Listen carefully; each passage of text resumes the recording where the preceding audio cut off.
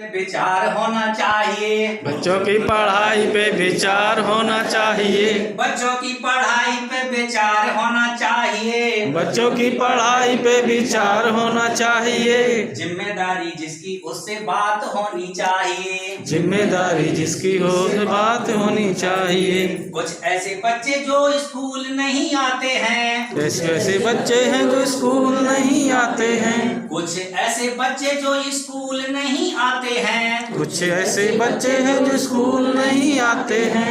माँ बाप उनके घर का काम करवाते हैं। माँ बाप उनसे घर का काम करवाते हैं। ऐसे अभिभावकों से बात होनी चाहिए। ऐसे अभिभावकों से बात होनी चाहिए।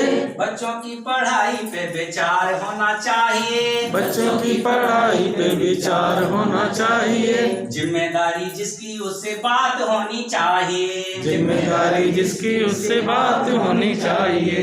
कुछ ऐसे बच्चे जो स्कूल कम आते हैं। कुछ ऐसे बच्चे हैं जो स्कूल कम आते हैं। खाना खाए पिए बस्ता लेके भाग जाते हैं। खाना खाए पिए बस्ता लेके भाग जाते हैं। ऐसी पंचायतों में बात होनी चाहिए। ऐसी पंचायतों में बात होनी चाहिए। जिम्मेदारी जिसकी उससे बात होनी चाहिए। जिम्मेदारी जिसकी उससे बात होनी चाहिए। बच्चों की पढ़ाई पे विचार होना चाहिए। बच्चों की पढ़ाई पे विचार होना चाहिए।